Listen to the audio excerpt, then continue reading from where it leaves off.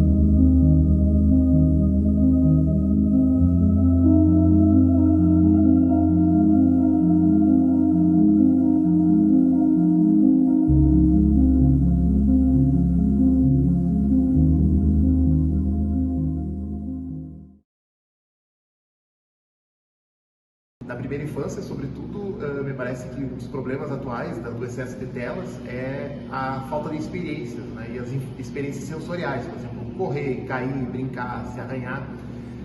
Essas questões que formam também assim habilidades para o pensar, para o compreender, e que vão se desenvolver num momento posterior na relação não mais só com a questão concreta, mas também com a questão da abstração. O uso excessivo de celulares, ele prejudica muito a interação das crianças. Comparando com a época da minha infância, a gente brincava muito mais na rua, a gente interagia com os amigos, né, com os colegas. E hoje as brincadeiras têm se concentrado muito nas redes sociais, nos meios digitais. Hoje as crianças conversam, os adolescentes também, né?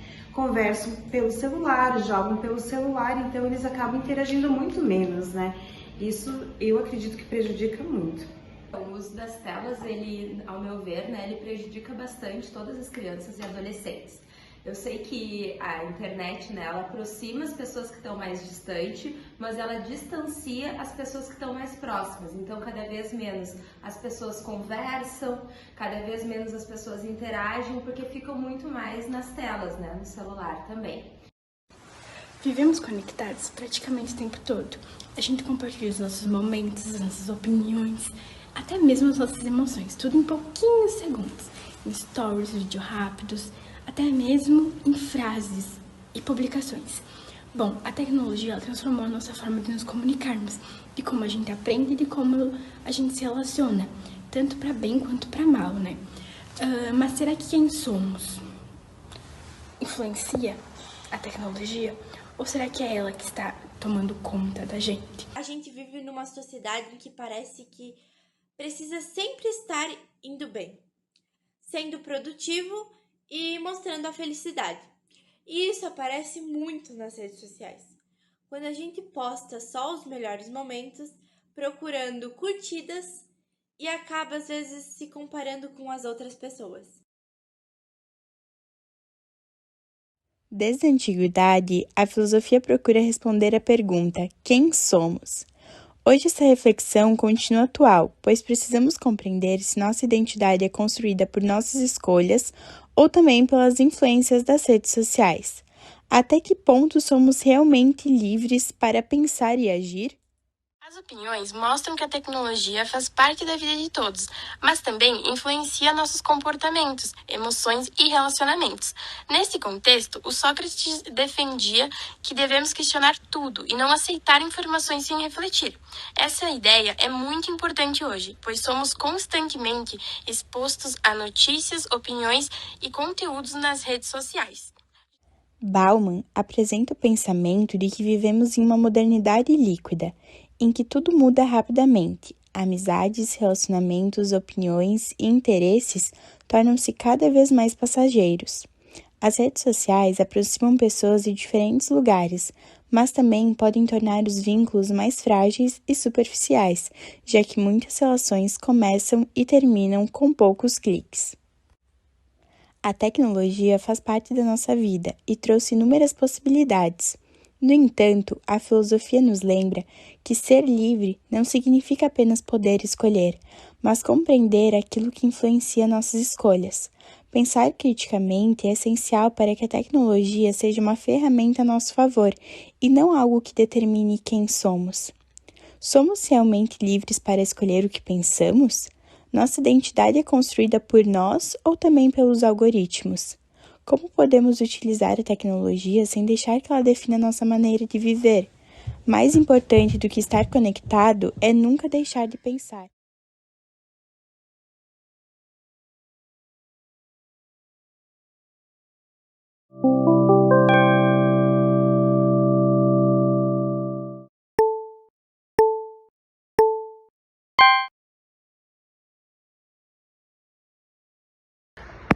Olá, hoje vamos apresentar um trabalho sobre René Descartes, um filósofo, matemático e cientista francês, considerado o pai da filosofia moderna. Ele nasceu em 31 de março de 1596 na França, estudou no Colégio Jesuíta de La Flèche e se formou em Direito, mas decidiu dedicar sua vida aos estudos da filosofia. Viajou por vários países da Europa em busca de conhecimento e faleceu em 1650 na Suécia. Principais ideias. Então, a principal característica do pensamento de Descartes é o racionalismo. Para ele, a razão é a forma mais confiável de chegar ao conhecimento. Ele também criou a dúvida metódica, que consiste em questionar tudo antes de aceitar algo como verdadeiro. Dessa ideia surge a frase mais famosa dele, que é: penso, logo existo. Que se a gente está pensando, logo estamos existindo. Essa seria a explicação da famosa frase dele. Além de falar sobre razão e conhecimento, Descartes também estudou a relação entre a mente e o corpo. Para ele, a mente era responsável pelo pensamento e pela consciência, enquanto o corpo estava relacionado à parte física. Essa separação ficou conhecida como dualismo cartesiano. Descartes também acreditava na existência de Deus e considerava Deus como um ser perfeito. Para ele, Deus tinha um papel importante na garantia de que aquilo que conhecemos e tínhamos razão poderia ser considerado verdadeiro. Essas ideias fizeram com que Descartes influenciasse não apenas a filosofia, mas também debates sobre a mente e o corpo, a consciência e a existência de Deus. Descartes criou o plano cartesiano baseado em 4 regras: duvidar, dividir os problemas, resolver tudo do mais simples para o mais complexo e depois revisar tudo para evitar erros. Além da filosofia, ele também teve grande contribuição na matemática, criando a geometria analítica e o plano cartesiano, que são muito utilizados até hoje. René Descartes viveu no século XVII em uma das grandes épocas de mudança na Europa, que era onde teve também as maiores descobertas científicas. Muitas ideias que eram consideradas verdadeiras, elas começaram a ser questionadas. E nesse contexto, René Descartes defendia que nós deveríamos simplesmente aceitar as informações e considerá-las verdadeiras, mas usar a razão para questionar, procurar e provar. e essa forma de pensar ajudou a transformar a filosofia e influenciou o desenvolvimento da ciência moderna. Bom, por fim, a gente pode concluir que uma das obras mais importantes do Descartes é o Discurso do Método, que foi publicado em 1637. Bom, René Descartes foi um dos pensadores mais importantes da história. Suas ideias influenciaram a filosofia, a ciência e a matemática, e continuam sendo estudadas atualmente. Seu legado mostra a importância da razão, da reflexão e do pensamento crítico.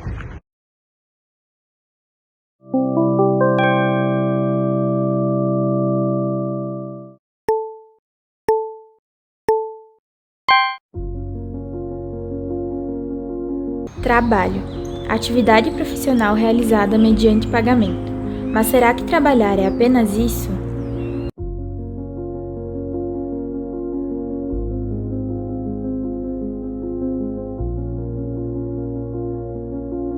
Todos os dias repetimos os mesmos movimentos. O tempo parece não nos pertencer.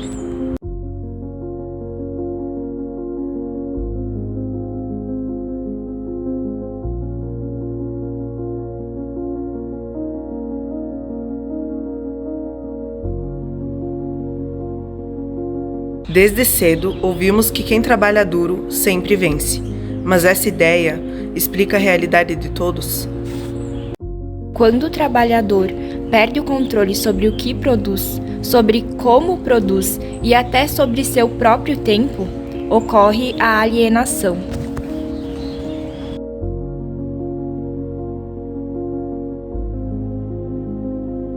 A partir do momento em que um trabalhador toma consciência de suas condições e exige melhores condições de trabalho, pode facilmente ser substituído por outro membro do chamado Exército de Reserva. O problema não é apenas trabalhar. É quando o trabalho deixa de ser uma realização humana e passa a ser uma obrigação para sobreviver. Até que ponto escolhemos nosso trabalho e até que ponto somos escolhidos por ele? Quando o trabalho ocupa toda a vida, o ser humano deixa de viver para produzir e passa a produzir para sobreviver.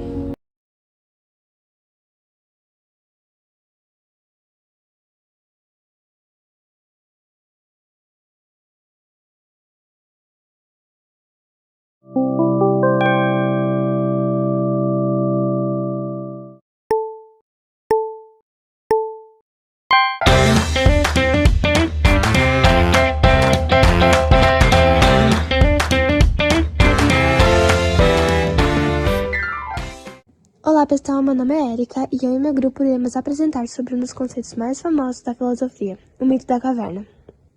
Ah, Erika, mas o que é o mito da caverna? Bom, imaginem que algumas pessoas passaram a vida inteira presa dentro de uma caverna, olhando apenas para uma parede. Atrás delas existe uma fogueira e pessoas carregando objetos. O que os prisioneiros veem são apenas as sombras projetadas na parede desta fogueira.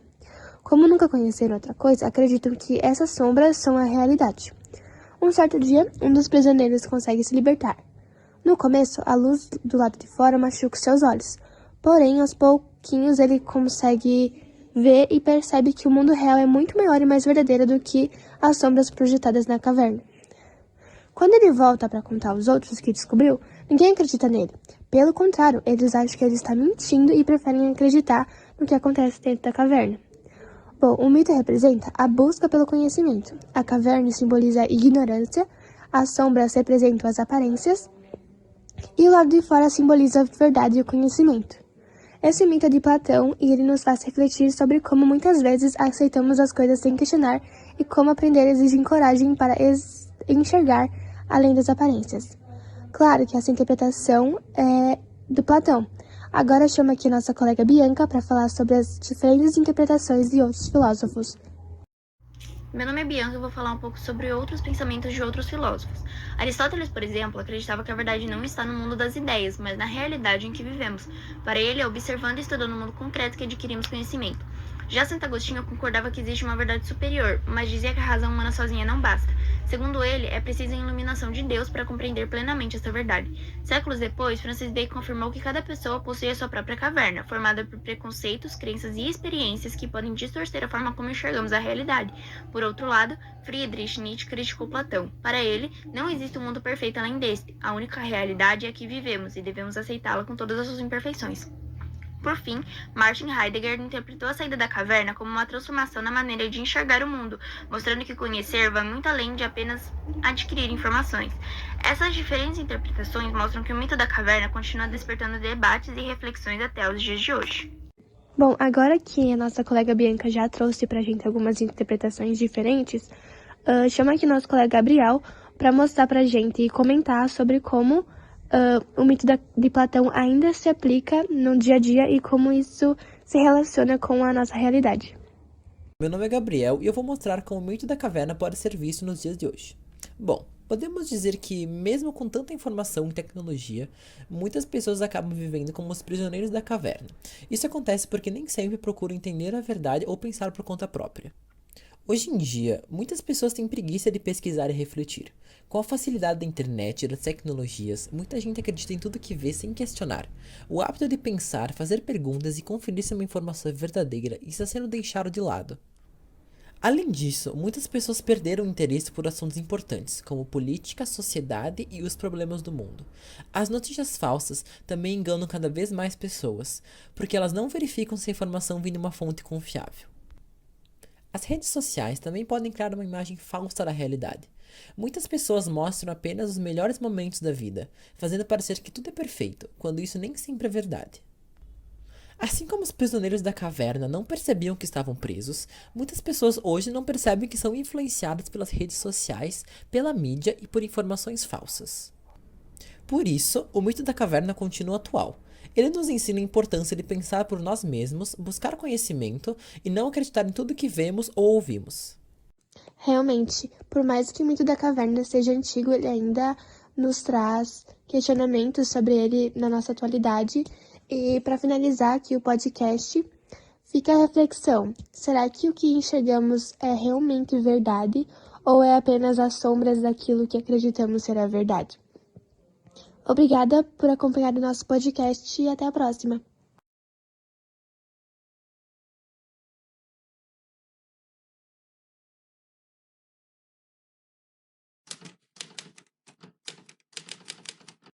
Friedrich Nietzsche foi um filósofo, escritor e professor alemão, considerado um dos pensadores mais influentes da filosofia moderna.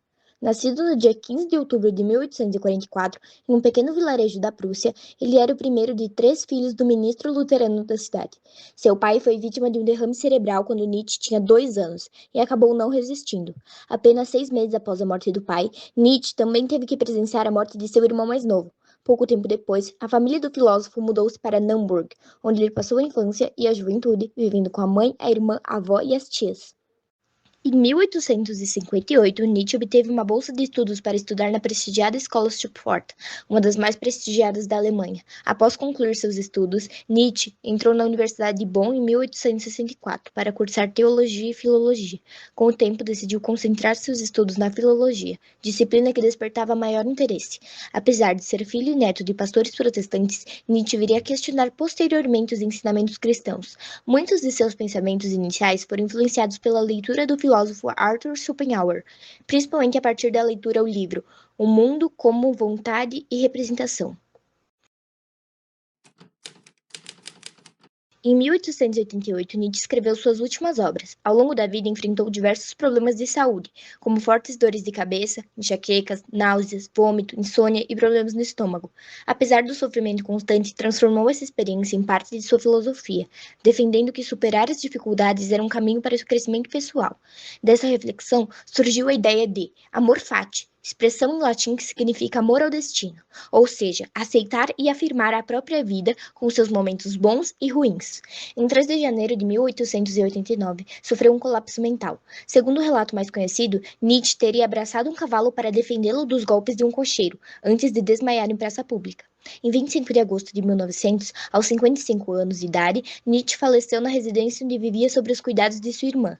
A causa oficial da morte foi pneumonia, agravada pelas consequências de seu estado de saúde debilitado após anos de problemas físicos e mentais. Ao longo de sua trajetória, Nietzsche desenvolveu uma filosofia marcada por questionamentos profundos sobre a vida, a sociedade e os valores humanos. Suas ideias buscam desafiar conceitos considerados tradicionais e convidam as pessoas a refletirem sobre suas próprias crenças e escolhas.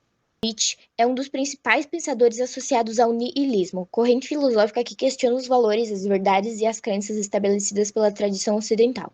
Para Nietzsche, o niilismo surge com a chamada morte de Deus, que representa a perda da influência dos valores religiosos como base para dar sentido à vida humana.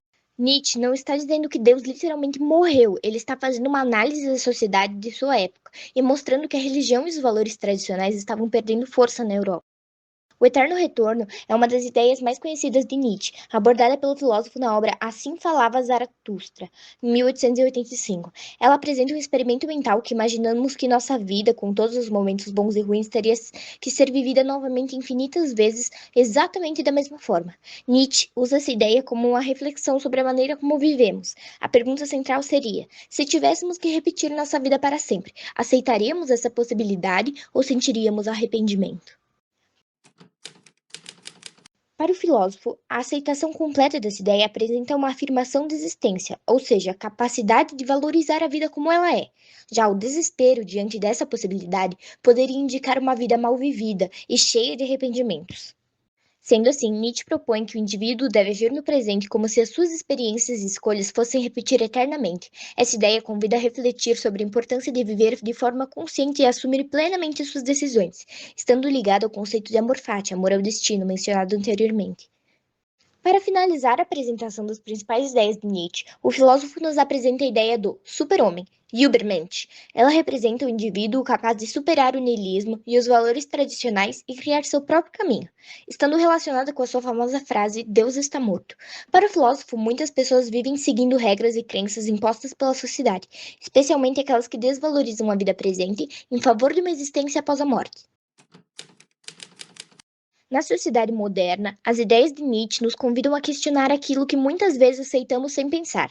Em um mundo marcado por mudanças constantes, suas reflexões sobre a criação de valores, a busca por autenticidade e a responsabilidade pelas suas próprias escolhas permanecem sendo tópicos relevantes e muito discutidos.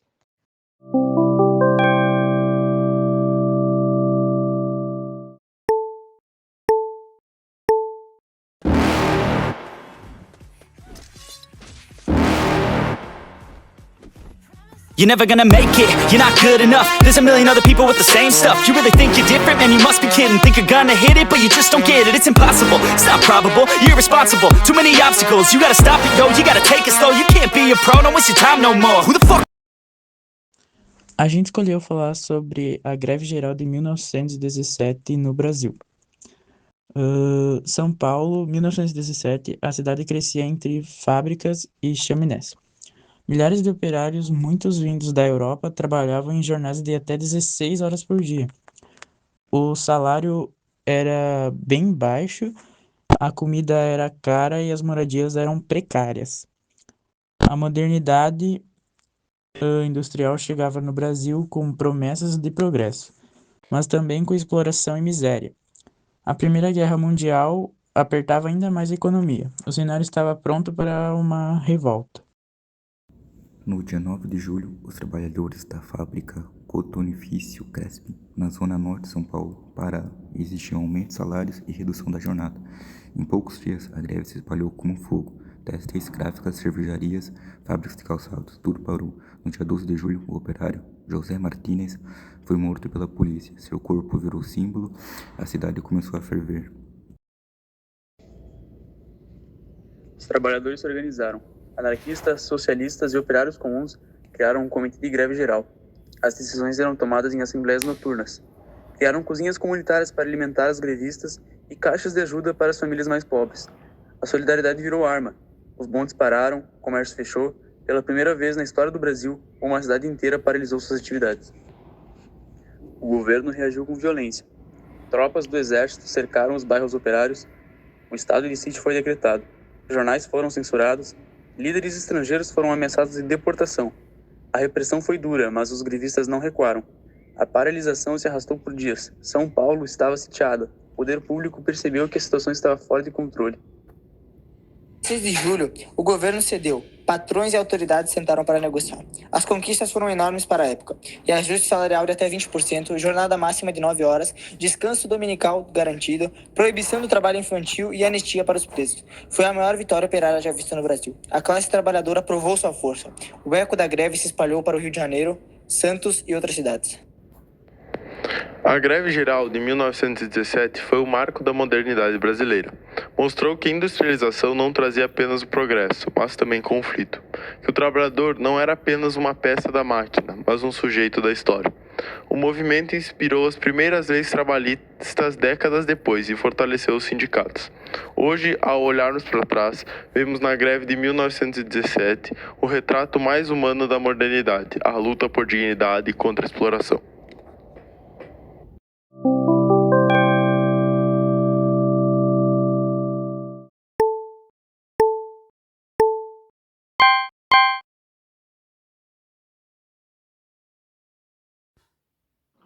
Oi, meu nome é Ariel e junto com meus colegas Joaquim e Arthur, vamos apresentar sobre o narcisismo e esperamos que ao final da apresentação vocês compreendam melhor esse tema.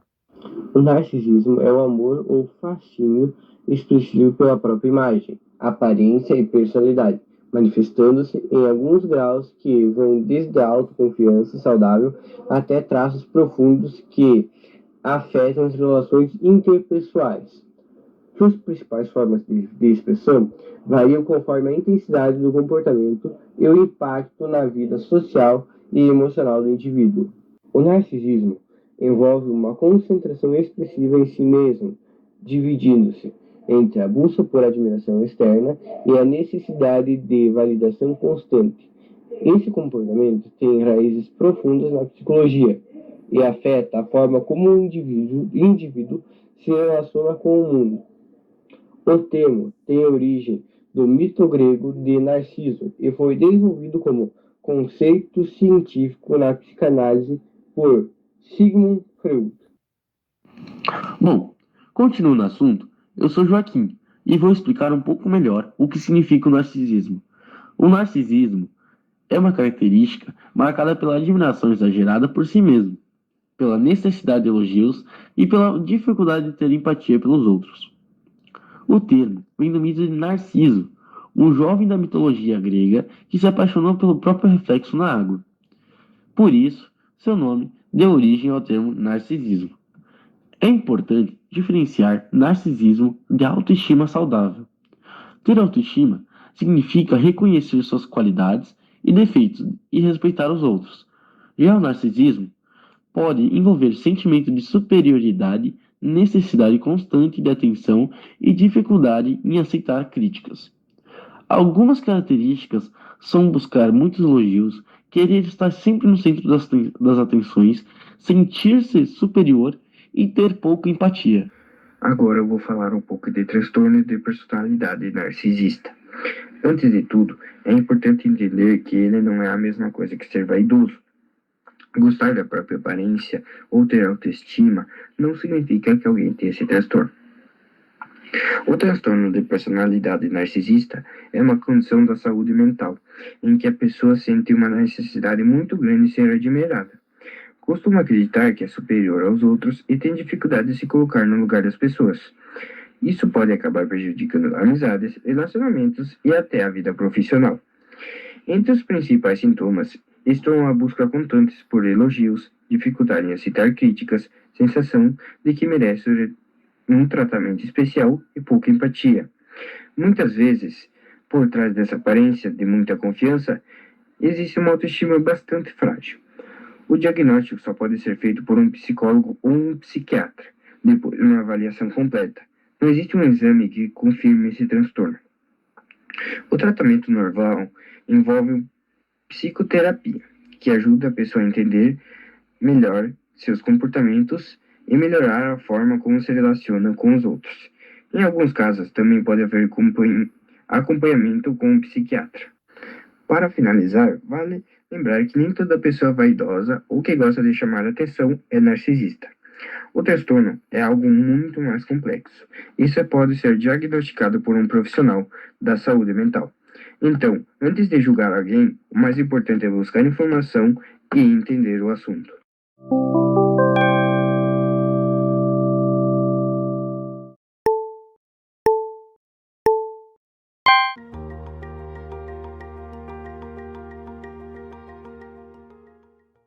O mito da caverna, também conhecido como alegoria da caverna, foi escrito pelo filósofo grego Platão e está presente no 7º livro da obra A República. Escrito em forma de diálogo entre Sócrates e Glauco, o mito é uma metáfora que busca explicar a diferença entre aparência e realidade, destacando a importância da busca pelo conhecimento verdadeiro, por meio da razão, da filosofia e da reflexão crítica.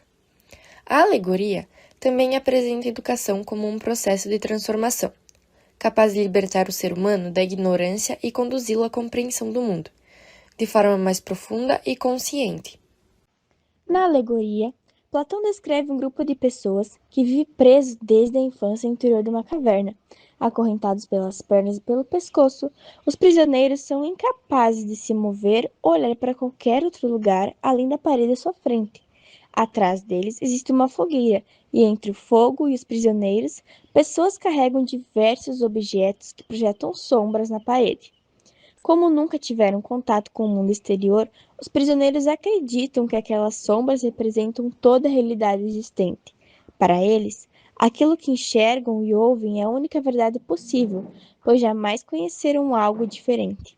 Dessa forma, Platão demonstra como a falta de conhecimento pode levar as pessoas a aceitarem ilusões como se fossem fatos incontestáveis.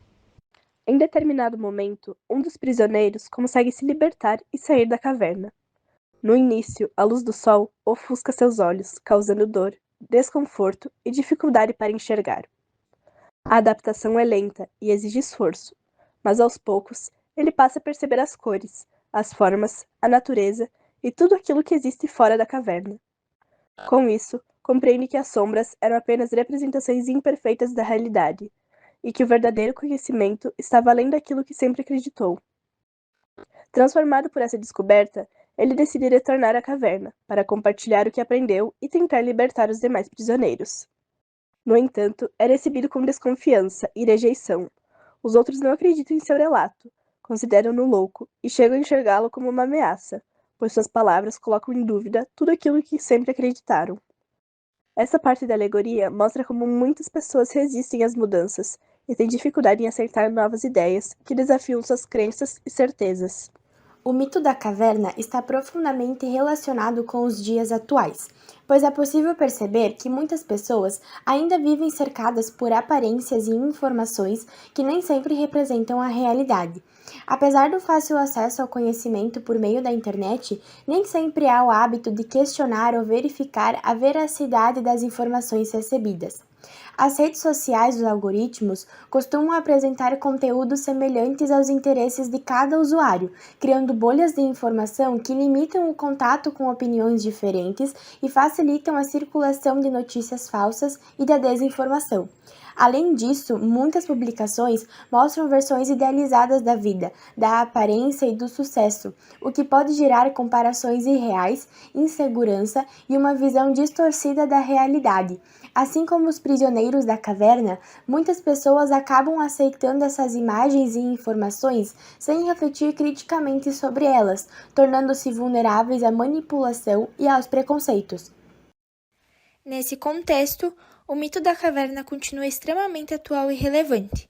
Assim como o prisioneiro que deixa a caverna para descobrir a verdade, cada pessoa é convidada a desenvolver o pensamento crítico, buscar fontes confiáveis de informação, questionar ideias prontas e refletir antes de aceitar qualquer conteúdo como verdadeiro. A educação, a ciência e a filosofia desempenham um papel essencial nesse processo, pois incentivam a investigação, o diálogo e a construção do conhecimento. A principal mensagem de Platão é que alcançar a verdade exige esforço, coragem e disposição para superar as aparências, reconhecendo que o aprendizado é um caminho contínuo de descoberta e crescimento pessoal. Dessa forma, a alegoria permanece como uma importante reflexão sobre a liberdade, o conhecimento e a responsabilidade de cada indivíduo na busca pela verdade.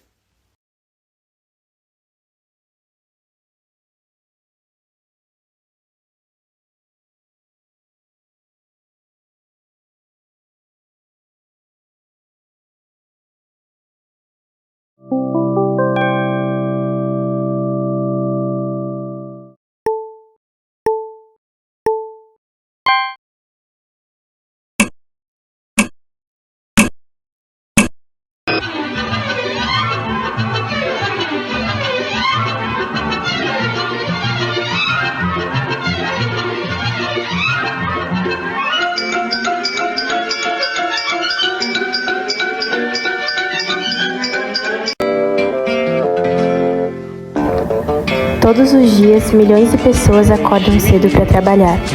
Algumas ocupam grandes escritórios, outras enfrentam longas jornadas em fábricas, hospitais, mercados e transportes. Mas por que algumas pessoas acumulam tanta riqueza enquanto as outras mal conseguem sobreviver? Será que essa desigualdade é apenas consequência do esforço individual ou ela faz parte da forma de como a sociedade está organizada? Vivemos em uma sociedade marcada por enormes diferenças. Enquanto alguns possuem empresas, terras e grandes patrimônios, milhões dependem apenas do próprio trabalho para viver. Essas diferenças não surgiram por acaso. Elas foram sendo construídas ao longo da história. E entender como isso aconteceu foi justamente a pergunta que motivou Marx e Engels. No século XIX, durante a Revolução Industrial, Marx e Engels observaram o mundo em rápida transformação. As fábricas produziam cada vez mais riqueza, porém, ao mesmo tempo, aumentavam a exploração, as jornadas exaustivas e as desigualdades. Em vez de explicar a história apenas pelas ideias ou pelos grandes líderes, eles propuseram olhar para aquilo que sustenta toda a sociedade: o trabalho, a produção e as condições materiais de vida.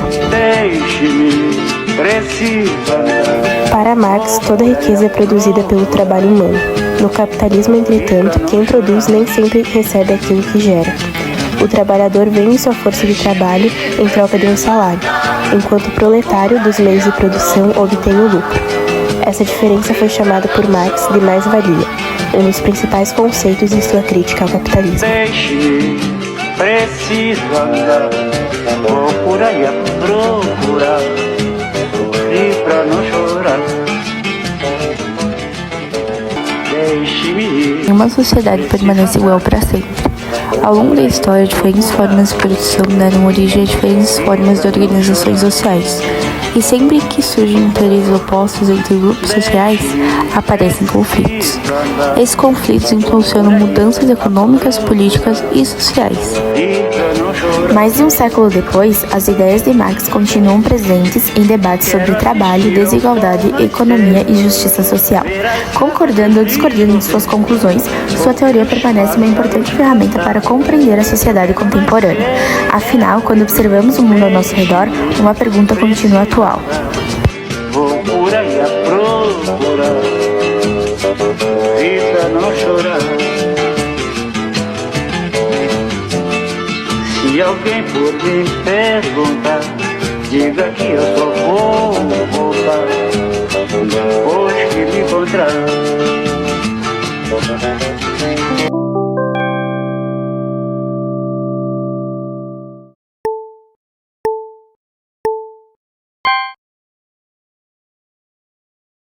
Quem foi realmente Karl Marx? Mais do que um nome histórico, ele foi um filósofo, economista e sociólogo que mudou o curso do mundo. Nascido em Trèves, na Prússia, em 1818, sua jornada intelectual começou cedo, estudando direito e filosofia nas prestigiadas universidades de Bonn e Berlim.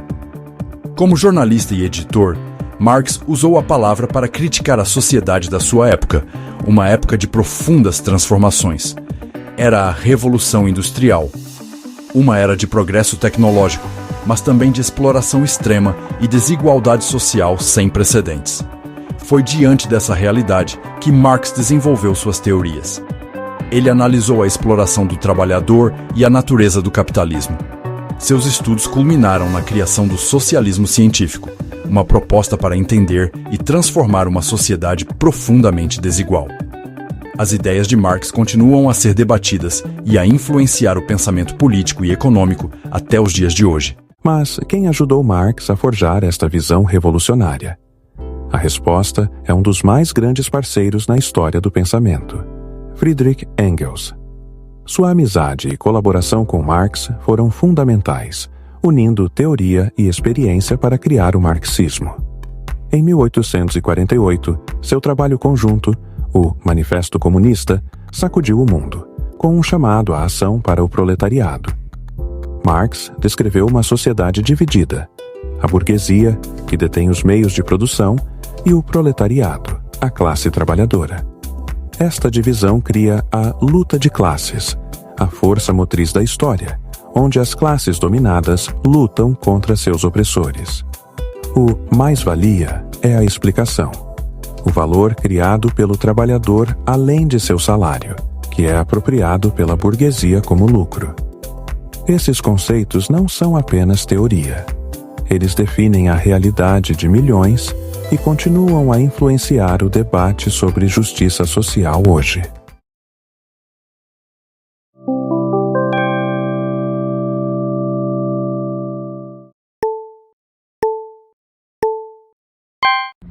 Olá!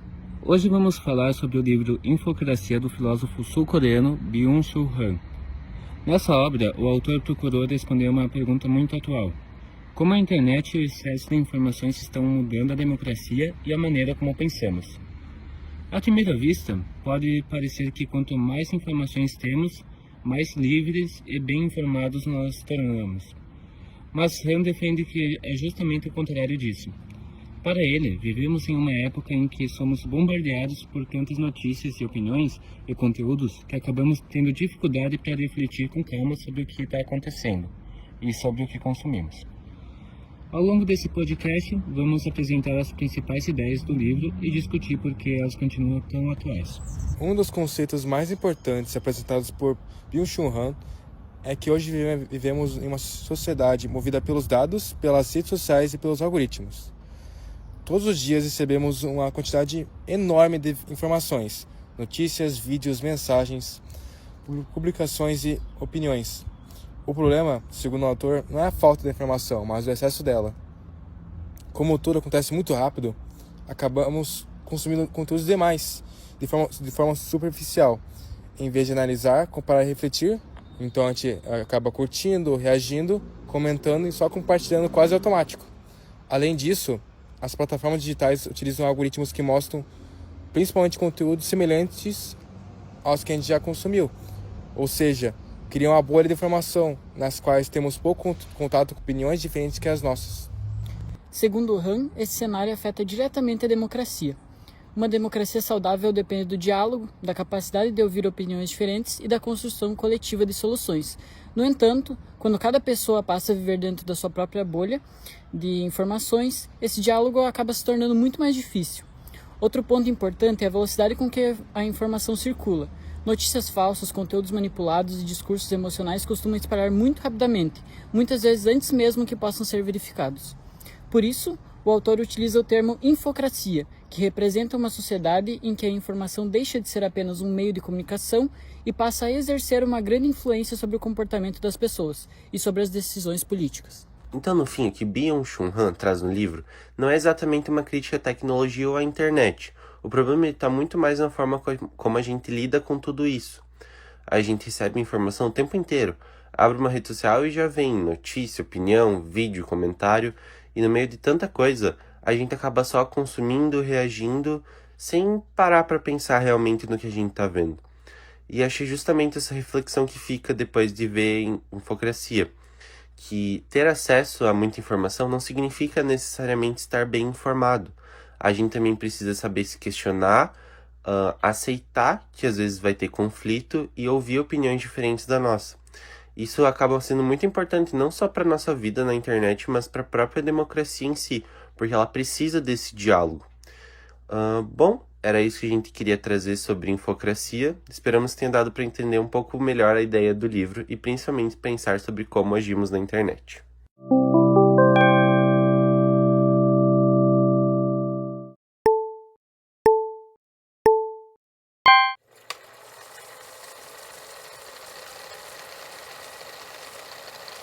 Você já ouviu falar de Heráclito de Éfeso? Ele foi um filósofo grego que viveu aproximadamente entre 540 e 480 a.C. e ficou conhecido por suas ideias profundas sobre a mudança e a natureza do mundo. Hoje você verá 5 curiosidades sobre Heráclito. Número 5. Ele era conhecido como o Obscuro. Heráclito recebeu esse apelido porque seus textos eram considerados difíceis de entender. Ele gostava de usar frases curtas, enigmas e metáforas, fazendo com que suas ideias pudessem ter diferentes interpretações. Número 4. Ele acreditava que tudo está em constante mudança. Uma de suas ideias mais famosas é representada pela frase: tudo flui.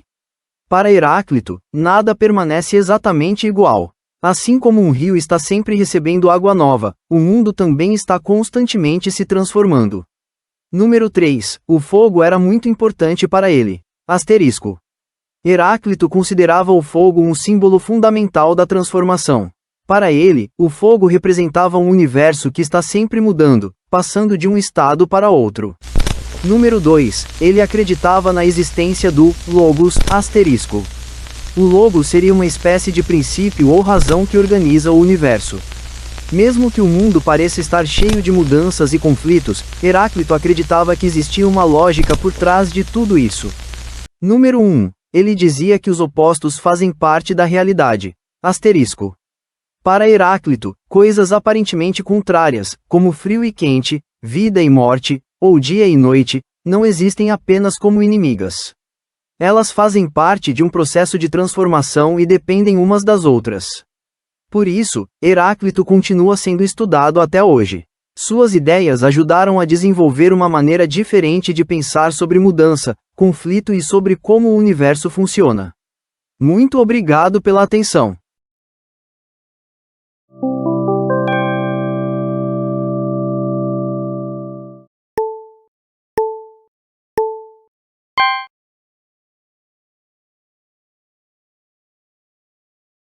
O que significa existir? Não apenas estar vivo, mas ser de fato consciente de que um dia deixaremos de ser. Um filósofo alemão dedicou a vida inteira a essa única pergunta e mudou para sempre o rumo da filosofia ocidental. Este é Martin Heidegger. Nascido em 1889 na pequena cidade de Meßkirch, no sul da Alemanha, Heidegger cresceu em uma família católica modesta. Estudou teologia antes de migrar para a filosofia na Universidade de Freiburg, onde se tornou aluno e assistente de Edmund Husserl, o pai da fenomenologia, o estudo de como as coisas se manifestam à nossa consciência. Em 1927, Heidegger publica sua obra-prima, Ser e Tempo. Nela ele resgata uma pergunta que julgava esquecida pela filosofia há séculos: o que significa ser? Para investigá-la, ele cria um conceito central, o Dasein, literalmente ser aí, o modo de existência humana, sempre lançado num mundo, sempre em relação com as coisas e com os outros. Para Heidegger, não existimos como espectadores isolados observando o mundo de fora.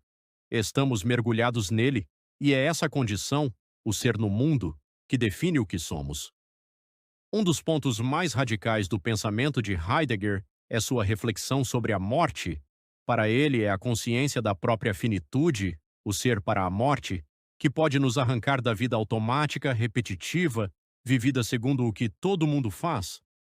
Só ao encarar a morte como possibilidade sempre presente, dizia ele, o ser humano pode viver de forma autêntica, assumindo suas escolhas em vez de se dissolver no anonimato da massa.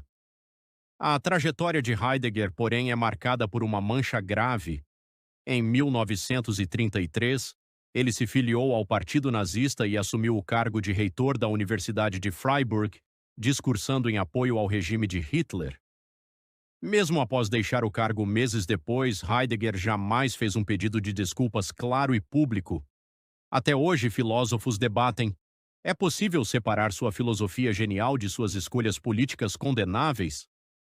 Nas décadas seguintes, Heidegger voltou seu olhar para a técnica moderna, alertando que ela reduz o mundo inteiro, inclusive os seres humanos, a mero recurso disponível a ser explorado e descartado. Apesar da controvérsia, sua obra influenciou profundamente pensadores como Sartre, Arendt, Foucault e Derrida, moldando o existencialismo, a hermenêutica e boa parte da filosofia do século XX. Heidegger morreu em 1976, aos 86 anos, na mesma região onde nasceu. Deixou uma pergunta que continua a ecoar. Será que, no meio da correria e do barulho do mundo moderno, ainda somos capazes de parar e simplesmente autenticamente ser?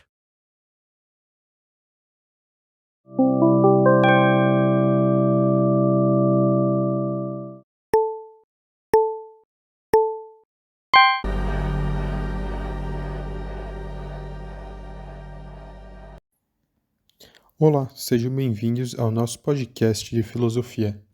Hoje vamos falar sobre a filosofia contemporânea, dando uma atenção especial ao filósofo alemão Jürgen Habermas.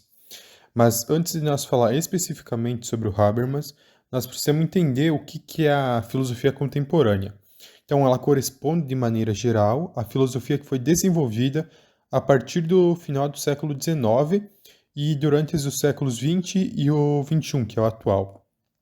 Esse período, então, ele foi marcado por grandes transformações sociais, políticas, científicas e tecnológicas, além de acontecimentos como as duas guerras mundiais, o avanço do capitalismo e o surgimento de novas formas de comunicação. Por isso, os filósofos contemporâneos passam a discutir questões muito próximas da nossa realidade, como política, sociedade, liberdade, ciência, linguagem, ética e poder. E é nesse contexto, então, que surge o Jürgen Habermas, que foi um dos principais filósofos alemão do século XX. Quem foi Habermas? Jürgen Habermas nasceu em 1929, na Alemanha, e ficou conhecido principalmente por seus estudos sobre sociedade, política, democracia e comunicação. Ele fez parte da chamada Escola de Frankfurt, uma corrente de pensamento que buscava analisar criticamente a sociedade moderna, principalmente as relações entre capitalismo, cultura, política e poder. Uma das principais preocupações de Habermas era entender como uma sociedade poderia chegar à decisão mais justa e democrática. Para ele, a comunicação possui um papel fundamental nisso. E Habermas acreditava em que as pessoas não precisavam necessariamente resolver seus conflitos através da força ou da imposição. Elas podem utilizar o diálogo e a argumentação racional para tentar chegar em um entendimento. E é justamente daí que surge um conceito mais importante da filosofia, o agir comunicativo. Agir comunicativo e esfera pública. O agir comunicativo é uma das ideias centrais de Habermas. De maneira bem simplificada, significa que as pessoas podem utilizar a comunicação e a argumentação para buscar um entendimento comum. Por exemplo, um grupo de estudantes precisa decidir como vai ser realizado um trabalho. Se uma pessoa simplesmente impõe sua vontade, temos uma relação baseada na força ou na autoridade. Porém, se todos os integrantes apresentarem seus argumentos, escutam os outros e debatem tentando chegar em alguma decisão por meio do diálogo, temos um exemplo de agir comunicativo. Outro conceito é o de esfera pública. Para Habermas, a esfera pública é um espaço em que os cidadãos podem discutir assuntos de interesse coletivo e participar da formação da opinião pública. Isso é fundamental para a democracia, porque uma sociedade democrática não deveria depender apenas das decisões dos governantes. Os cidadãos também precisam ter espaço para debater, argumentar e participar das decisões sociais e políticas. Assim, comunicação, participação e democracia estão diretamente relacionados no pensamento de Habermas. As ideias de Habermas continuam muito importantes atualmente, principalmente porque vivemos em uma sociedade em que a comunicação está presente o tempo todo. As redes sociais, por exemplo, ampliaram enormemente o espaço da discussão pública. Porém, também trouxeram problemas como desinformação, discursos de ódio, manipulação e dificuldade de diálogo entre pessoas com opiniões diferentes. Nesse sentido, podemos relacionar Habermas com uma questão bastante atual.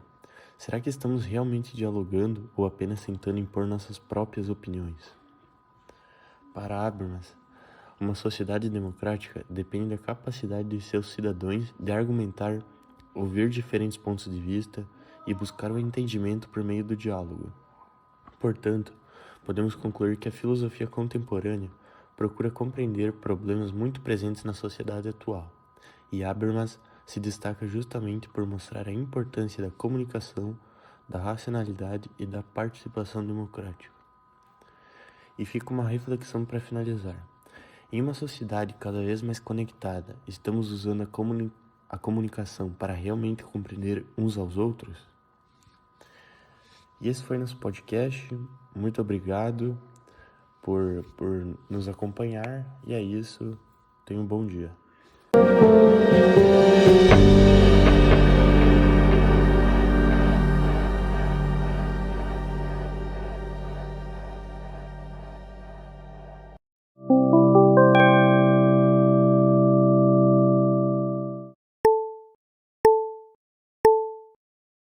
Don't be scared. You'll never change what's been and gone.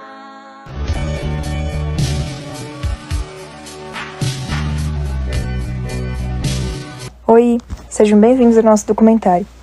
Hoje vamos falar sobre uma das correntes filosóficas mais importantes da história, o existencialismo. Você já se perguntou qual é o sentido da vida? Será que nascemos com um destino definido ou somos nós que construímos o nosso caminho? Essas perguntas parecem simples, mas acompanham a humanidade há milhares de anos. É justamente sobre elas que o existencialismo busca refletir. Durante esse documentário, vamos explicar o que é o existencialismo, quem foram seus principais filósofos, quais são suas ideias mais importantes e como essa filosofia está presente no nosso dia a dia. O existencialismo é uma corrente filosófica que ganhou força principalmente nos séculos XIX e XX. A sua principal ideia é que o ser humano ele não nasce com um propósito pronto. Cada pessoa constrói o sentido da sua própria vida por meio de suas escolhas, atitudes e experiências. Isso significa que somos responsáveis por decidir quem queremos ser, em vez de acreditar que nosso destino já esteja definido. O existencialismo afirma que cada decisão ajuda a construir a nossa identidade. Então, um dos principais pensadores ligados ao existencialismo foi Søren Kierkegaard. Ele foi um filósofo dinamarquês do século XIX. Bom, o Søren acreditava que cada pessoa devia tomar suas próprias decisões e assumir a responsabilidade sobre elas. Então, para Kierkegaard, viver significa escolher constantemente, mesmo quando essas escolhas causam medo ou até insegurança. Outro filósofo muito importante foi o Friedrich Nietzsche.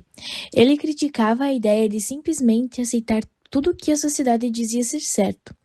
Nietzsche acreditava que cada pessoa deveria criar seus próprios valores e viver de forma verdadeira, sem depender apenas da opinião dos outros. O filósofo mais conhecido do existencialismo foi Jean-Paul Sartre. Uma de suas frases mais famosas é: "O homem está condenado a ser livre." Essa frase pode parecer estranha, mas significa que ninguém pode escolher por nós. Somos livres para decidir, porém também somos responsáveis pelas consequências das nossas escolhas. Não podemos colocar a culpa no destino, na sorte ou em outras pessoas, por todas as decisões que tomamos. Uma das ideias centrais do existencialismo é a liberdade. Todos nós fazemos escolhas todos os dias. Então, a gente pode escolher o que estudar, onde trabalhar, com quem convivemos, quais valores seguimos e até como a gente reage diante dos nossos problemas. Mas toda liberdade vem acompanhada de responsabilidade. Cada decisão gera consequências, boas ou ruins. Imagine um estudante que terminou o ensino médio. Ele pode fazer faculdade, começar a trabalhar ou fazer um curso técnico. Talvez a sua família queira que ele seja médico, mas o seu sonho pode ser professor. Qual decisão ele deve tomar?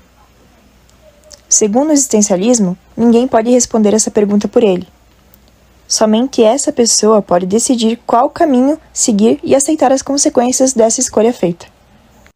Outro exemplo acontece dentro da escola. Imagina que um aluno vê um colega sofrendo bullying. Ele pode fingir que não viu, ele pode rir junto com os outros, ou ele pode defender o colega e pedir ajuda. Cada escolha demonstra quais valores essa pessoa possui. O existencialismo, ele afirma que as nossas ações mostram quem realmente a gente é. Podemos pensar também em alguém que sonha em ser artista. Porém, todos dizem que essa profissão não dará dinheiro. Então, essa pessoa, ela decide desistir do seu sonho apenas para acompanhar ou agradar os outros.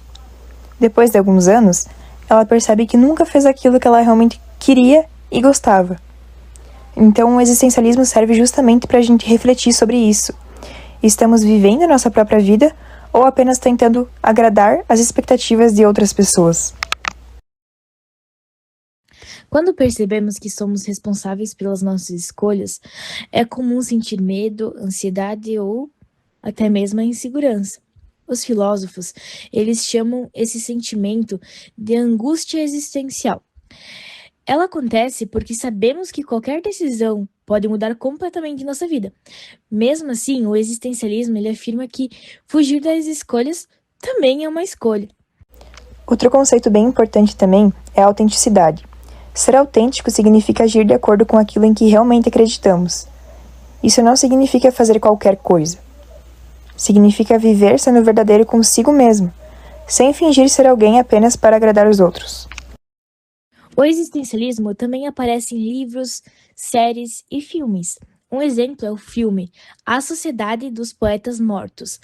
Nele, o professor incentiva seus alunos a pensarem por conta própria, seguirem seus sonhos e aproveitarem a vida, em vez de apenas obedecer às expectativas da sociedade.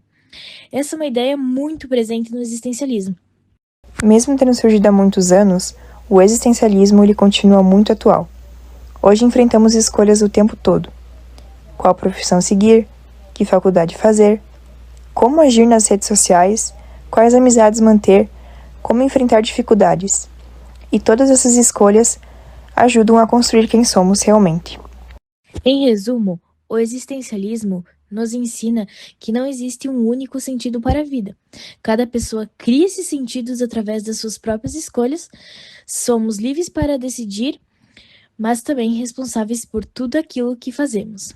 Esperamos que esse documentário tenha ajudado você a compreender melhor o existencialismo e a perceber como essa filosofia está presente em nosso cotidiano. Muito obrigada pela atenção.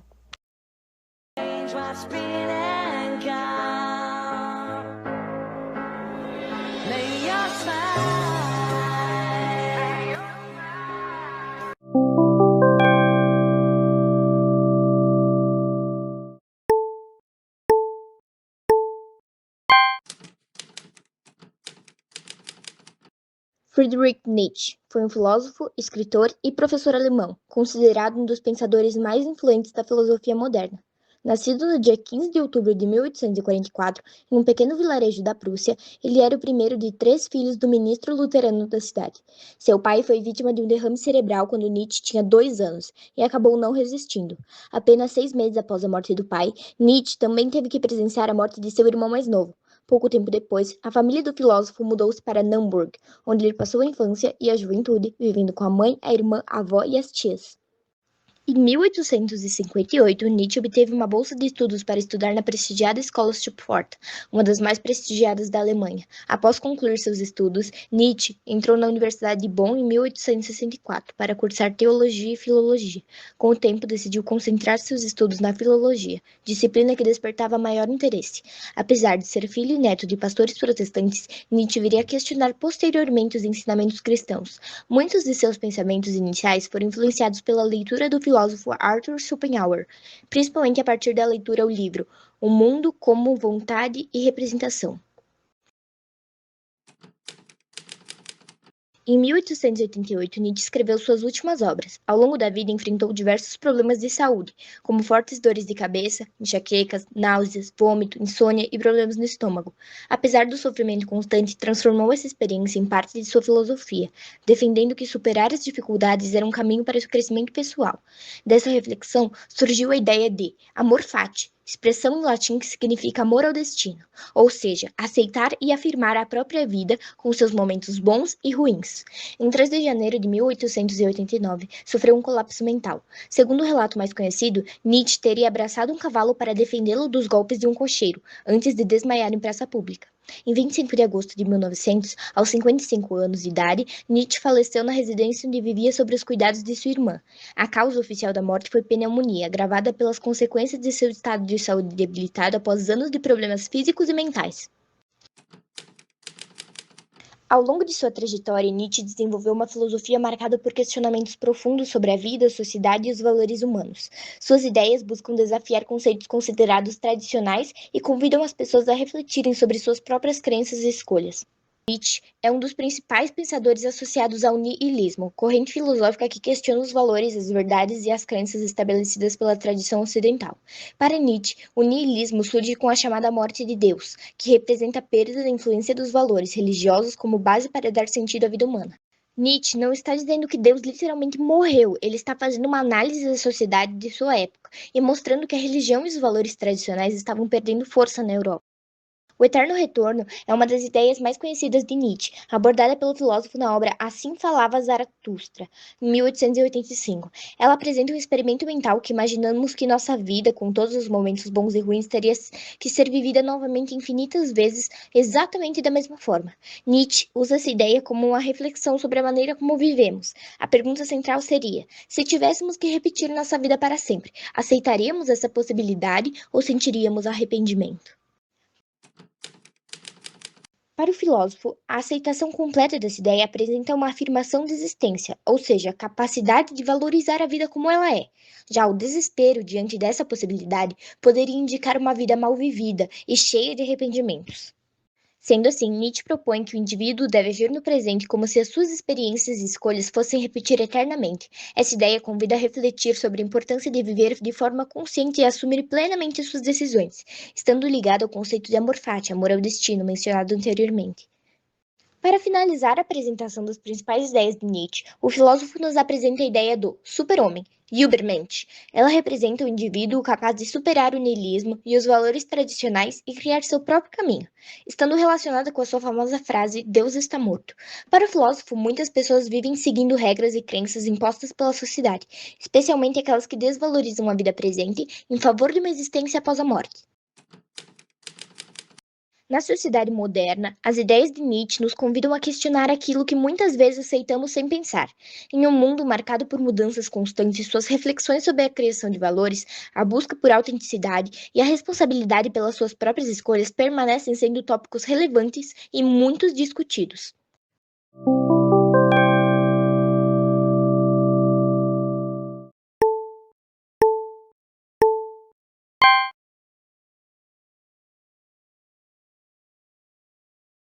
O que significa existir?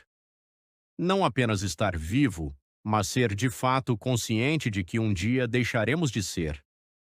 Um filósofo alemão dedicou a vida inteira a essa única pergunta e mudou para sempre o rumo da filosofia ocidental. Este é Martin Heidegger. Nascido em 1889 na pequena cidade de Meßkirch, no sul da Alemanha, Heidegger cresceu em uma família católica modesta. Estudou teologia antes de migrar para a filosofia na Universidade de Freiburg, onde se tornou aluno e assistente de Edmund Husserl, o pai da fenomenologia, o estudo de como as coisas se manifestam à nossa consciência. Em 1927, Heidegger publica sua obra-prima, Ser e Tempo.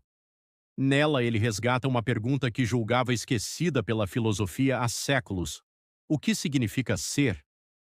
Para investigá-la, ele cria um conceito central, o Dasein, literalmente ser aí, o modo de existência humana, sempre lançado no mundo, sempre em relação com as coisas e com os outros. Para Heidegger, não existimos como espectadores isolados observando o mundo de fora. Estamos mergulhados nele, e é essa condição, o ser no mundo, que define o que somos. Um dos pontos mais radicais do pensamento de Heidegger é sua reflexão sobre a morte. Para ele, é a consciência da própria finitude, o ser para a morte, que pode nos arrancar da vida automática, repetitiva, vivida segundo o que todo mundo faz. Só ao encarar a morte como possibilidade sempre presente, dizia ele, o ser humano pode viver de forma autêntica, assumindo suas escolhas em vez de se dissolver no anonimato da massa. A trajetória de Heidegger, porém, é marcada por uma mancha grave, Em 1933, ele se filiou ao Partido Nazista e assumiu o cargo de reitor da Universidade de Freiburg, discursando em apoio ao regime de Hitler. Mesmo após deixar o cargo meses depois, Heidegger jamais fez um pedido de desculpas claro e público. Até hoje, filósofos debatem: é possível separar sua filosofia genial de suas escolhas políticas condenáveis?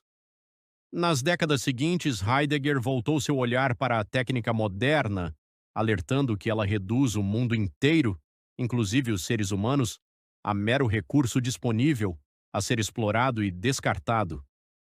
Apesar da controvérsia, sua obra influenciou profundamente pensadores como Sartre, Arendt, Foucault e Derrida, moldando o existencialismo, a hermenêutica e boa parte da filosofia do século XX. Heidegger morreu em 1976, aos 86 anos, na mesma região onde nasceu. Deixou uma pergunta que continua a ecoar.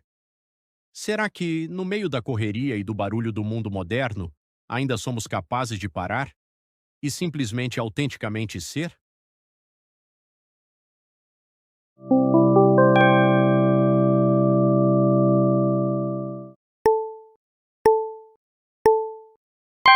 Vivemos em um mundo cheio de desafios, preocupações e mudanças constantes. Mas como manter a calma diante dessas situações? Há mais de 2000 anos atrás, surgiu uma filosofia que buscava responder essa pergunta, o estoicismo. Nesse documentário, vamos conhecer seus principais ensinamentos e como eles continuam tão atuais. O estoicismo nasceu na Grécia Antiga, por volta do século III a.C., fundado por Zenão de Sítio e mais tarde desenvolvida por outros grandes pensadores, como Sêneca, Epiteto e também pelo imperador Marco Aurélio. Eles acreditavam que a verdadeira felicidade não viria da riqueza ou da sorte, mas sim da maneira em que enfrentamos a vida. O principal ensinamento do estoicismo é conseguir distinguir aquilo que a gente pode controlar daquilo que a gente não pode. Os nossos pensamentos, atitudes e emoções são algo que depende de nós. Já os acontecimentos externos, como opiniões dos outros e os imprevistos, são algo que foge do nosso controle. O estoico busca agir com sabedoria, coragem, justiça e autocontrole, encarando a realidade sem deixar as emoções dominarem suas decisões. Mesmo após mais de 2000 anos, o estoicismo continua presente na vida moderna. Muitas pessoas utilizam esses ensinamentos para lidar com situações de ansiedade, estresse e desafios do cotidiano. Ao invés de reclamarem das dificuldades, a filosofia estoica incentiva a buscar soluções e aprender com cada experiência. O estoicismo nos ensina que nem sempre podemos controlar o que acontece conosco, mas podemos controlar como reagir. Ao desenvolver equilíbrio emocional, responsabilidade e serenidade, encontramos uma maneira mais consciente de viver. E talvez essa seja a maior lição dessa filosofia. A verdadeira força está dentro de nós.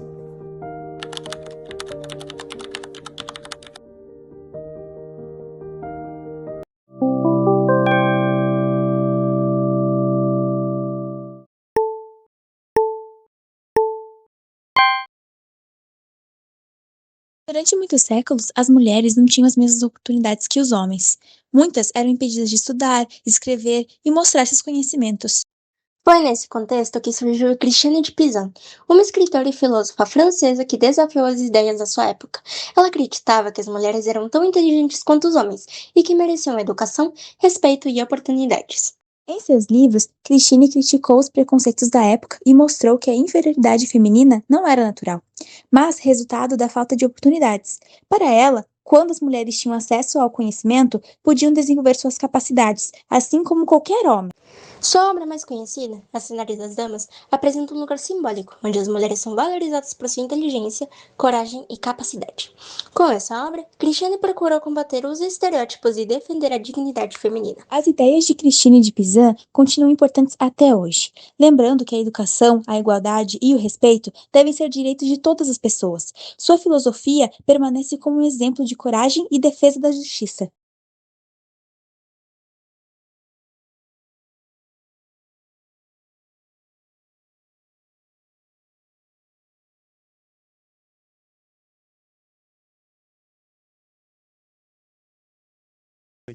Hoje vamos falar sobre a teoria da justiça do filósofo John Rawls, um dos pensadores mais influentes da filosofia política do século XX. Sua proposta buscava responder à seguinte pergunta: como criar uma sociedade realmente justa? Rawls acreditava que as regras da sociedade deveriam garantir igualdade de oportunidades e proteger, principalmente, as pessoas menos favorecidas. Mas será que essa teoria funciona na prática? É o que vamos descobrir. John Rawls apresentou sua teoria no livro Uma Teoria da Justiça, publicado em 1971. O principal conceito é o véu da ignorância. Imagine que você vai criar as leis de um país sem saber quem será quando nascer. Você não sabe se será rico ou pobre, homem ou mulher, branco ou negro, saudável ou com deficiência.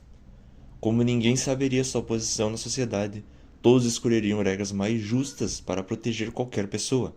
A partir dessa ideia, Rawls criou 2 princípios.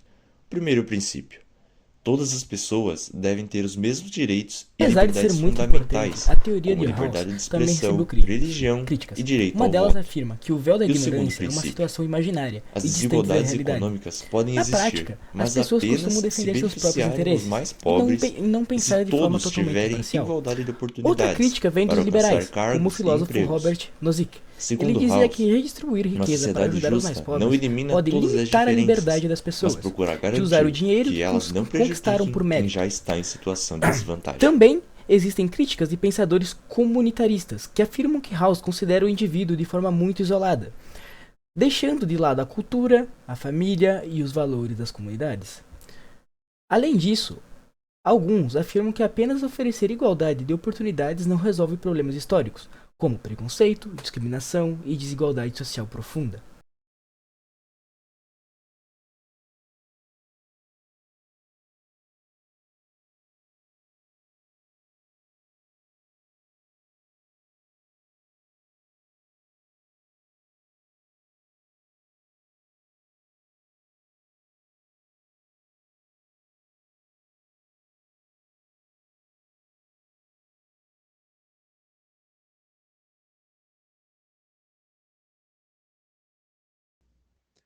A teoria de John Rawls continua sendo uma das mais importantes para discutir justiça e igualdade.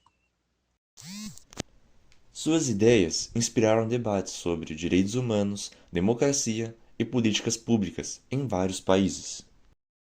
Porém, suas propostas também são questionadas, por serem difíceis de aplicar completamente e por não resolverem todos os problemas sociais.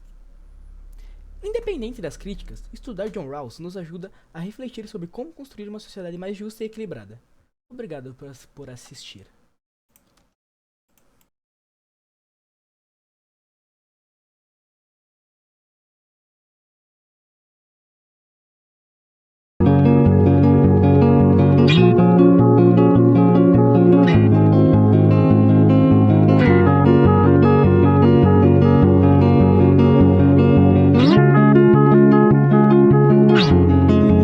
Existir parece simples. Estamos aqui, respiramos, pensamos, sentimos e seguimos nossos dias. Mas, para a filosofia, existir vai muito além de simplesmente estar vivo. Existir é perguntar quem somos, por que estamos aqui e qual sentido damos às nossas vidas. A existência humana envolve consciência, escolhas, sentimentos e relações. Diferente de simplesmente viver, o ser humano consegue olhar para a própria vida e questioná-la. Nós sabemos que existimos, sabemos que vamos mudar, envelhecer e um dia morrer. E juntamente por sabermos disso, procuramos significado para aquilo que fazemos. Foi principalmente a partir do século XIX e com mais força no século XX que filósofos passaram a discutir profundamente as questões. Pensadores como Jean-Paul Sartre, Albert Camus e Soren Kierkegaard refletiram sobre liberdade, angústia, escolhas e o sentido da vida. Para o existencialismo, não existe necessariamente um significado pronto esperando por nós. Nós somos responsáveis por nossas escolhas e, de certa forma, participamos da construção de quem somos. Mas se somos livres para escolher, por que tantas vezes sentimos medo? Talvez porque cada escolha também significa abandonar outros caminhos. Poderíamos ter sido pessoas diferentes. Poderíamos ter escolhido outra profissão, outro lugar, outras pessoas, outros companheiros. E mesmo assim, continuamos escolhendo. Amamos sabendo que podemos perder. Fazemos planos sabendo que o futuro é incerto. E continuamos vivendo, mesmo sabendo que a vida tem um fim. A existência humana também é estudada por diferentes áreas do nosso conhecimento, não apenas pela filosofia. Na psicologia, pesquisadores investigam como construímos nossa identidade, nossas relações e nossa percepção de nós mesmos. Por exemplo, o conceito self, da psicanálise. Na sociologia, a existência humana é analisada a partir da convivência em sociedade, que mostra como a nossa cultura, nossa família e ambientes influenciam quem somos. Já na filosofia, essas questões ganharam diferentes interpretações ao longo da história. Para o existencialismo, autores como Jean-Paul Sartre defendiam que o ser humano ele possuía liberdade e responsabilidade sobre suas escolhas. Já Albert refletiu sobre o conflito entre nossas necessidades de encontrar um sentimento para a vida e um mundo que nem sempre oferece respostas. Assim, estudar a existência humana significa investigar questões como consciência, liberdade, identidade, relações, finitude e sentido da vida. Não existe uma única explicação para essas questões. Elas continuam sendo estudadas justamente porque fazem parte de uma característica fundamental do ser humano: a capacidade de questionar a própria existência. Talvez a grande questão da existência humana não seja descobrir uma resposta definitiva. Talvez seja aprender a viver enquanto procuramos por ela. Porque existir é estar diante do desconhecido e ainda assim escolher continuar. No fim, talvez o sentido da vida não esteja em descobrir porque estamos aqui, mas no que fazemos enquanto estamos. Existir é muito mais do que a gente estar vivo. É escolher o que fazer com o tempo e o pouco tempo que temos.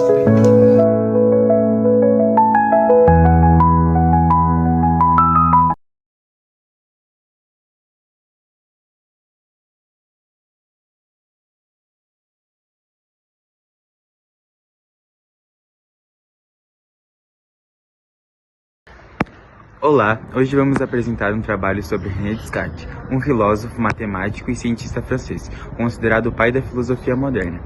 Ele nasceu em 31 de março de 1596 na França, estudou no Colégio Jesuíta de La Flèche e se formou em Direito, mas decidiu dedicar sua vida aos estudos da filosofia. Viajou por vários países da Europa em busca de conhecimento e faleceu em 1650 na Suécia. Principais ideias. Então, a principal característica do pensamento de Descartes é o racionalismo. Para ele, a razão é a forma mais confiável de chegar ao conhecimento. Ele também criou a dúvida metódica, que consiste em questionar tudo antes de aceitar algo como verdadeiro. Dessa ideia surge a frase mais famosa dele, que é: penso, logo existo.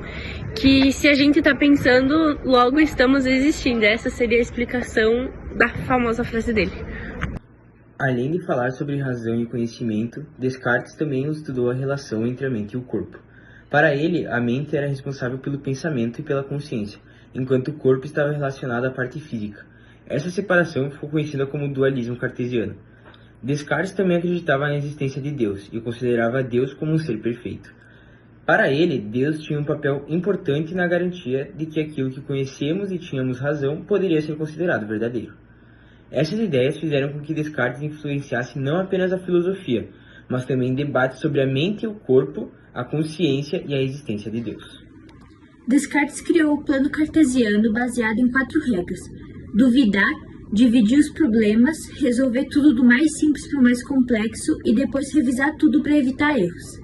Além da filosofia, ele também teve grande contribuição na matemática, criando a geometria analítica e o plano cartesiano, que são muito utilizados até hoje. René Descartes viveu no século XVII em uma das grandes épocas de mudança na Europa, que era onde teve também as maiores descobertas científicas.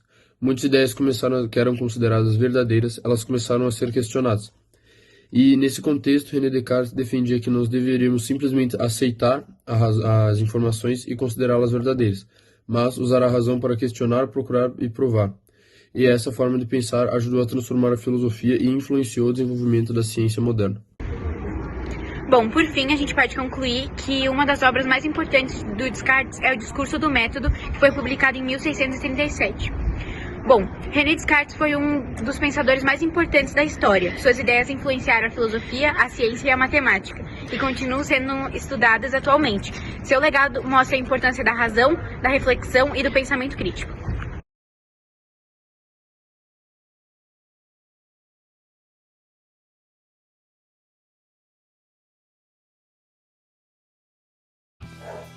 Quanto mais aumentavam os conflitos entre igreja e Estado, mais surgia uma pergunta importante: quem realmente deve governar um país? A igreja, os reis ou as próprias pessoas que vivem naquela sociedade? Responder essa pergunta mudou profundamente a forma como o poder passou a ser entendido. Foi nesse contexto que surgiram pensadores como Marcílio de Padoá e Guilherme d'Ockham, que apresentaram ideias muito diferentes das tradicionais e ajudaram a construir as bases do Estado moderno. A queda do Império Romano do Ocidente no século V marcou o início da Idade Média. Com o fim do governo romano, a Europa ficou dividida em diversos reinos, o que gerou instabilidade política e dificultou a manutenção da ordem. Nesse contexto, a Igreja Católica tornou-se a principal instituição capaz de preservar a unidade da sociedade.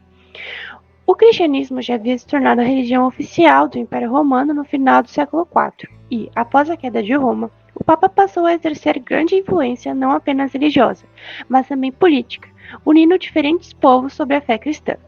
Assim, quando os reinos se fragmentavam, a Igreja fortalecia sua autoridade e ampliava sua participação nos assuntos da sociedade. Para justificar essa autoridade, a Igreja desenvolveu a teoria das duas espadas, apresentada pelo Papa Gelásio I. Segundo essa teoria, Deus concedeu dois poderes à humanidade: o espiritual, exercido pela Igreja, e o temporal, exercido pelos reis. Como a Igreja era responsável pela salvação das almas, seu poder era considerado superior aos dos governantes.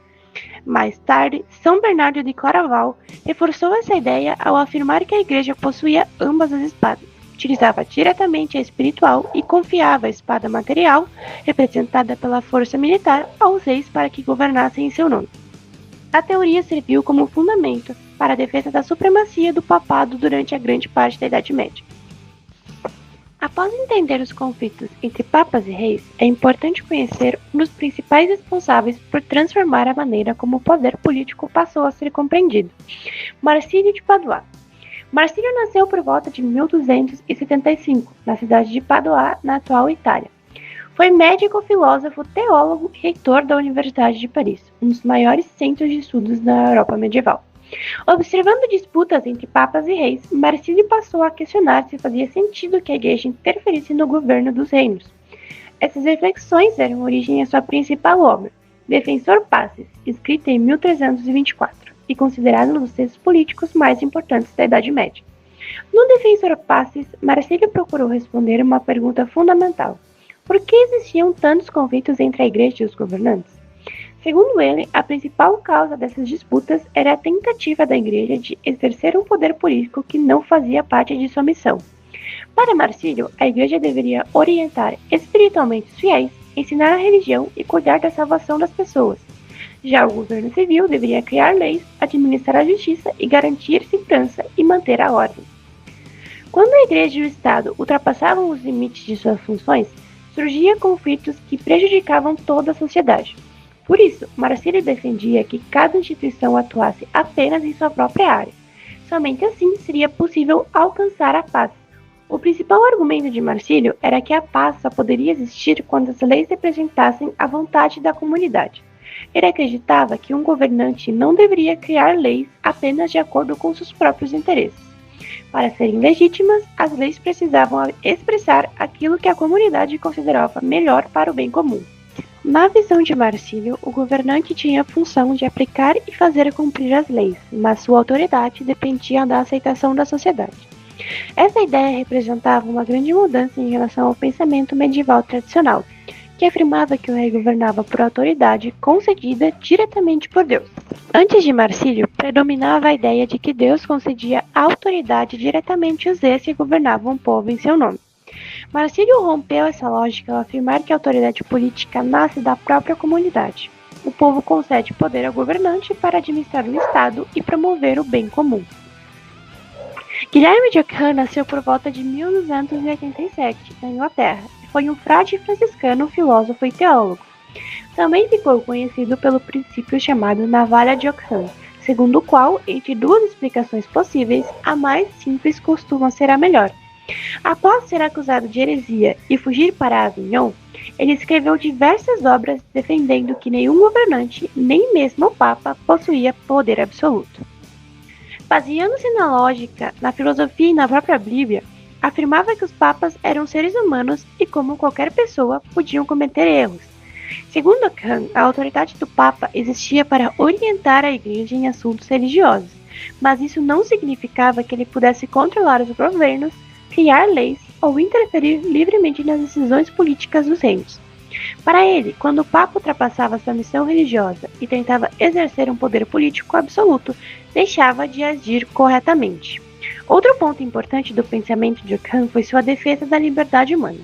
Ele acreditava que Deus concedeu aos seres humanos o livre-arbítrio, ou seja, a capacidade de escolher e agir de forma consciente. Por esse motivo, nenhum governante poderia retirar arbitrariamente os direitos naturais das pessoas.